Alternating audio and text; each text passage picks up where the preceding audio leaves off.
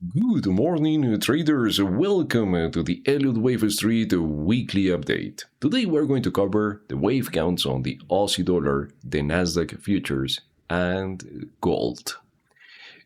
Before we start, I want to share with you something fantastic that we are working on in our Bull Waves AI project. This is the risk calculator where we can calculate the risk based on the setups. Let's paste a setup that is coming from the Bull Waves Elliott Wave Street server, Discord server. And this is a trade that our system found last week.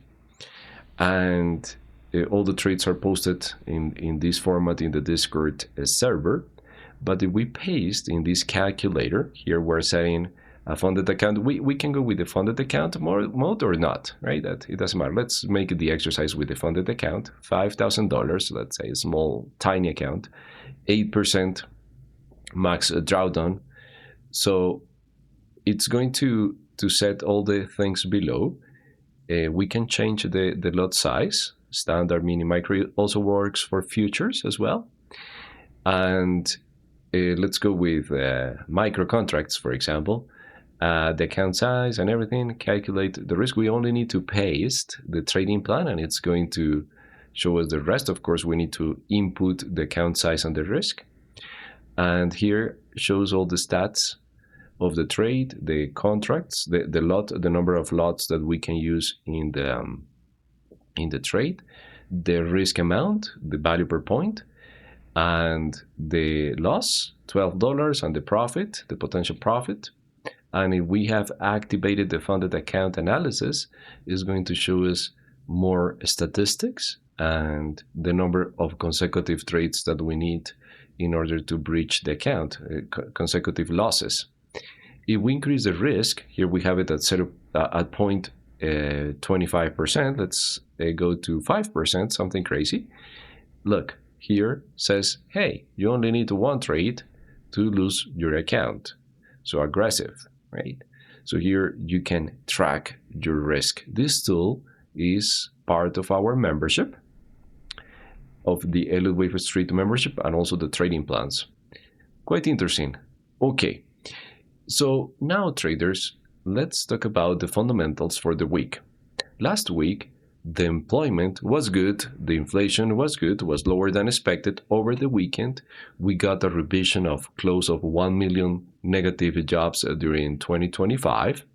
So that shows that the cost of money, which is the interest rate, needs to continue selling. That's the fuel for the risk, for the S&P, for the NASDAQ, for all the risk assets to push higher. That's really good. So we are with a positive, bullish perspective for the ES futures, for the NASDAQ futures, for the euro, for the pound, for the Aussie this week. Plus, the US dollar is going to continue selling off.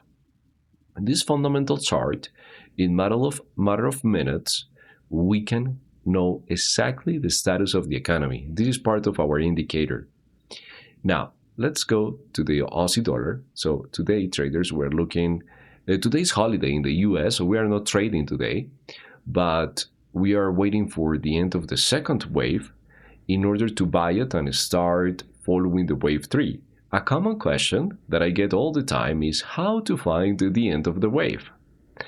And of course, with technical analysis, the answer can be many things. You can say, oh, wait for the rejection or add Fibonacci levels or that type of thing. But we have a more precise approach that is with our liquidity indicator. Once the big line is above the self line, we have permission to start buying with the candle confirmation. So this is extremely objective and high probability. Of course, today the big guy is flat because it's holiday in the US, so we don't have data from the banks today. So waiting for that leg down to have the completion of the second wave, and then we're going to start looking for the buy trade.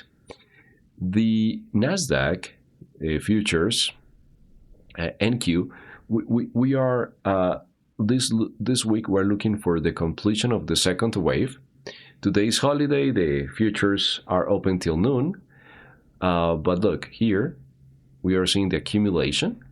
The price could be, especially today because it's holiday and the real market is closed, but we could very easily grab the liquidity here, like the price moving slightly lower here for the second wave. That's a possibility, but we are ready. Once we have the signal to jump into the trade, we expect the NASDAQ this week to break up the previous high. Once the second wave is over, of course, with the holiday today, it's like the price just moves because tiny volume, as we can see. Today the volume is tiny compared to a regular session volume. But let's see, tonight we can start having some ideas. So we're bullish anyway on the NASDAQ. The point is that we are just looking for the precise level point of rejection to jump into the trade. We have a trading room every morning where we check this, and of course we follow each of the setups. And finally, gold traders, it's bullish as well. We have been bullish buying the corrective waves and following the move up. Of course, after that exponential move that we have before, when the dollar was losing so much value, then this is a liquidation and adjustment. So the plan on gold is to continue following the move up slowly,